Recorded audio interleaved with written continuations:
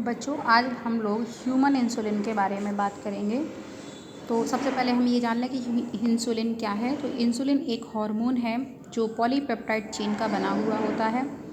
ठीक है, मतलब एक प्रोटीनियस सब्सटेंस है, इसे हम हार्मोन कहते हैं। और ये कहाँ, जो हमारा पेंक्रियाज होता है ह्यूमन बींग का क्या है, पेंक्रियाज है, उसमें इसलेट्स ऑफ लैंगरहैंस प्रेजेंट होती हैं। उसमें कुछ सेल्स होती हैं, बीटा सेल और अल्फा सेल्स। तो बीटा सेल से इंसुलिन हार्मोन सिक्रेट होता है। इसका वर्क क्या होता है, जो इंसुलिन होता है, जो भी हम खाना पीना खाते हैं तो हम डाइजेस्ट होने के बाद ग्लूकोज हमारे बॉडी के अंदर प्रोड्यूस होता है। तो उस ग्लूकोज को ब्लड में उसके लेवल को बढ़ने नहीं देता। इट मीन्स ग्लूकोज को ग्लाइकोजन में कन्वर्ट करने का ये वर्क करता है, या ग्लूकोज के लेवल को ये डाउन करता है। कहाँ पर? ब्लड के अंदर, ब्लड वेसल्स में, ब्लड के अंदर। अगर मान लीजिए कि जो हमारा पेंक्रियाज की बीटा सेल्स हैं, ठीक है, बीटा सेल्स हैं, वो डैमेज हो जाती हैं, या जो हमारा जीन है इंसुलिन बनाने वाला जो जीन है वो डैमेज हो जाता है, तो फिर क्या होता है कि या कोई काम ना करवाए मेटाबॉलिक एक्टिविटी की वजह से, तो इंसुलिन कम प्रोड्यूस होता है। तो उस वजह से जो ग्लूकोज का लेवल है वो ब्लड में बढ़ जाता है और डायबिटीज़ हो जाती है। उस जिसको हम क्या कहते हैं, डायबिटीज़ या मधुमेह। हिंदी में उसको क्या बोलते हैं? मधुमेह या शुगर कहते हैं। डायबिटीज़ 2 टाइप्स की होती है। एक का नाम है IDDM और एक का है नॉन IDDM, मतलब इंसुलिन डिपेंडेंट डायबिटीज़। ठीक है, इंसुलिन डिपेंडेंट डायबिटीज़ मेलिटस।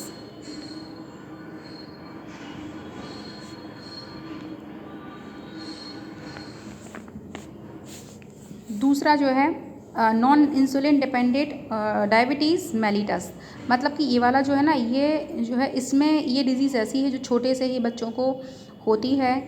गर्भावस्था में जब बच्चे होते हैं उसी समय जो है पेंक्रियास ठीक से वर्क नहीं करता है, तो इंसुलिन प्रोड्यूस नहीं होता है। तो बच्चों को बाल्यावस्था से ही हो जाता है यह डिज़ीज़, और इसमें इंजेक्शन ही बच्चे को देना पड़ता है। जबकि ये वाली जो डिज़ीज़ होती है सेकेंड टाइप जो है, वो आफ्टर 40 ईयर के बाद, या हमारा जो रूटीन है, डेली रूटीन है, वो गड़बड़ हो, उसकी वजह से ये डिज़ीज़ हमें हो सकती है, मतलब इस टाइप का हो सकता है। तो इसमें इंसुलिन या इसमें कंट्रोल किया जा सकता है। हम डाइट अपना अच्छा लें और कंट्रोल में रहें, खाने पीने में कंट्रोल करके, और एक्सरसाइज वगैरह करें, तो हम ये इसको कंट्रोल कर सकते हैं। बट कभी कभी जब ज़्यादा दिक्कत हो जाती तो इसमें भी फिर इंजेक्शन देने पड़ते हैं। इसकी खोज किसने की थी? एडवर्ड सेफन ने की थी। कब? 1916 में।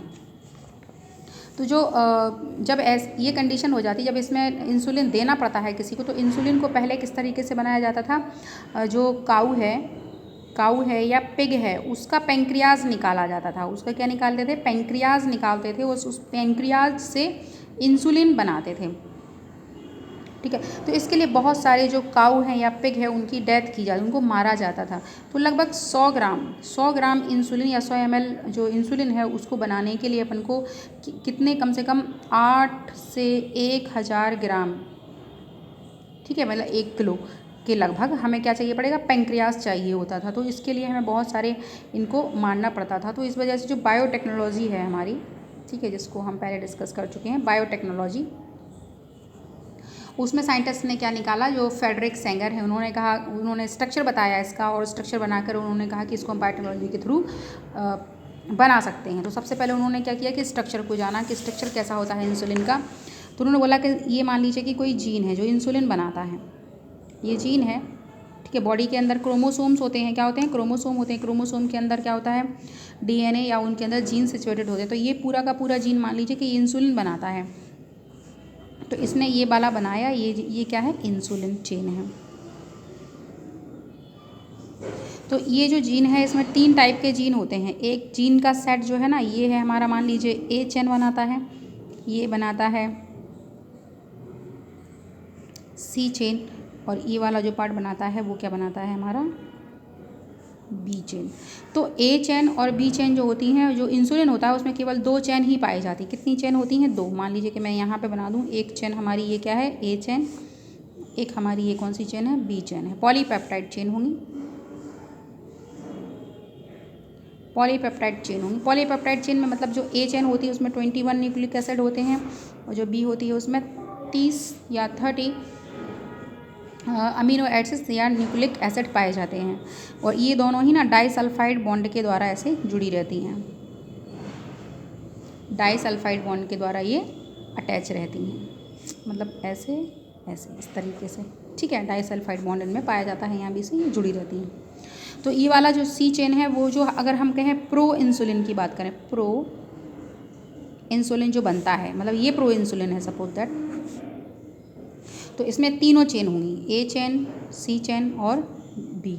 तो ये काम की नहीं होती है। तो जो मैच्योर इंसुलिन बनता है, ये मैच्योर इंसुलिन, तो उसमें से ये हट जाता है और ये तो ये तो स्ट्रक्चर की बात है। ये ह्यूमन बीइंग का जो है, तो इसमें क्या किया गया कि बायोटेक्नोलॉजी के थ्रू ये कहा कि ह्यूमन का जीन निकाल के और किसी बैक्टीरिया के अंदर इंजेक्ट करा दो, किसी बैक्टीरिया के अंदर इंजेक्ट करा दो। मान लीजिए कि ये जीन है कौन सा, इंसुलिन बनाने वाला, और ये ई कोलाई सेल है, बैक्टीरियल सेल, इसके अंदर इंजेक्ट करा दो तो बन जाएगा। लेकिन इसके अंदर ये प्रोसेस नहीं होती थी कि वो ए चेन को बी चेन, मतलब सी को काट के अलग कर दे और ए और बी को जोड़ के ये कर दे। तो इसलिए साइंटिस्ट ने क्या किया, उन्होंने, मतलब एक कंपनी थी, लिली एली कंपनी थी अमेरिका की, इंसुलिन बनाने वाली। तो ये जो हमारा डीएनए है, तो इसके 3 भाग थे, ए, बी और सी। तो उनने क्या किया कि बायोटेक्नोलॉजी के थ्रू एक मॉलिकुलर सीजर आता है, जिस उस एंजाइम का नाम है एंडोन्यूक्लियस, एंडो रेस्ट्रिक्शन एंडोन्यूक्लियस नामक एंजाइम नाम है इसका, इस एंजाइम का। तो उससे क्या करते हैं कि इसके हम टुकड़े कर लेते हैं, इस जीन के टुकड़े कर लेते हैं। तो इसके कितने टुकड़े हो जाएंगे, 3, 1 2 3। तो हमारे लिए ये टुकड़ा अलग मिल गया हमें अमीनो एसिड का या चेन का, सी अलग मिल गया, बी अलग मिल गया। तो ये तो हमारे काम का नहीं, इसको हटा दो। अब जो बी और सी है, तो इसको अलग अलग सेल में एंटर करा दो। ये एक सेल है बैक्टीरियल सेल और एक ये सेल है बैक्टीरियल सेल, ठीक है। तो ये क्या है हमारा, ई कोलाई है, ई कोलाई है ये भी। तो ए बी चेन इसके अंदर डाल दो, इसके अंदर बी चेन आ गई, और इसके अंदर डाल दो ए चेन, ये आ गई। अब ये मल्टीप्लिकेशन करेगा, बैक्टीरिया जो है वो मल्टीप्लिकेशन करेगा, तो इसके अंदर बहुत सारी ये चेन बन जाएंगी। फिर कुछ समय बाद हम क्या करेंगे कि इसमें से इस चेन को बाहर निकाल लेंगे, सारे बैक्टीरिया में से इस चेन को बाहर निकाल लेंगे। बाहर निकालने के बाद लैब के अंदर, इन द लेबोरेटरीज में हम ए चेन को और बी चेन को आपस में डाइसल्फाइड बॉन्ड के द्वारा जोड़ देंगे। तो ये क्या बन जाएगा, हमारा इंसुलिन बन जाएगा, जैसे हम बोलते हैं ह्यूमेलिन, उसको हम क्या बोलते हैं, ह्यूमेलिन कहते हैं। तो इस तरीके से हमारा जो ह्यूमन इंसुलिन है उसका फॉर्मेशन हो जाता है, और उसको बॉटलों में, ठीक है, बॉटलों में इसको पैक करके और बेच दिया जाता है। यहाँ लिख दो इंसुलिन। अब यहाँ पे देखें हम कि किस तरीके से वर्क करेंगे। तो मान लीजिए एक ये जेनेटिक मटेरियल है किसका, बैक्टीरिया का, ये ई कोलाई है, ये इसका प्लाज्मिड है, मतलब सर्कुलर डीएनए को हम प्लाज्मिड कहते हैं। और ये मान लीजिए ह्यूमन सेल है, ह्यूमन सेल के अंदर ये न्यूक्लियस है, न्यूक्लियस का ये क्या है, क्रोमोसोम है, और क्रोमोसोम से हमने क्या निकाल लिया, ये जीन निकाल लिया, कौन सा, इंसुलिन प्रोड्यूसिंग जीन। सो हम इसको लिख सकते हैं इंसुलिन जीन, लिखा। अब इसको हम ये क्या करेंगे, इसका प्लाज्मिड निकालेंगे, उस प्लाज्मिड को हम मॉलिकुलर सीजर जो रेस्ट्रिक्शन एंडोन्यूक्लियस नामक एंजाइम है उससे हम इसको कट कर देंगे, और इसके भी हम क्या कर लेंगे, इसमें से हम जीन निकाल लेंगे। कौन सी, 2 चेन निकाल लेंगे, एक चेन निकालेंगे हम कौन सी, ए, और एक निकालेंगे बी। तो मान लीजिए अभी हम एक का कर रहे हैं ये। तो अब हम क्या करेंगे कि लाइगेज एंजाइम के द्वारा, यहाँ पे हम रेस्ट्रिक्शन एंडोन्यूक्लियस, यहाँ एंडोन्यूक्लियस एंजाइम यूज़ करेंगे, उससे कट करेंगे और यहाँ पर इसको जोड़ देंगे। सो ये मान लीजिए ये है, ये गलत बना दिया, इसको ब्लैक, और ये मान लीजिए हमारा, यहाँ हम रेड ले लेते हैं, इसको कट करें, ठीक है। ये रेड हमने यहाँ पे जोड़ दिया, ठीक है। तो ये इंसुलिन जीन है और ये प्लाज्मिड है। तो ये जो बन गया है, ये जो स्ट्रक्चर बना है, इसको हम क्या बोलेंगे, रिकॉम्बिनेंट डीएनए बोलेंगे। रिकॉम्बिनेंट डीएनए हमारा ये बन गया है। अब रिकॉम्बिनेंट डीएनए को हम किसी बैक्टीरियल सेल के अंदर फिर से इंजेक्ट करा देंगे जिसके अंदर प्लाज्मिड ना हो। फिर से ये ई कोलाई सेल है जिसके अंदर प्लाज्मिड नहीं है, केवल उसका जेनेटिक मटेरियल है, इसको इसके अंदर हम एंटर करा दें।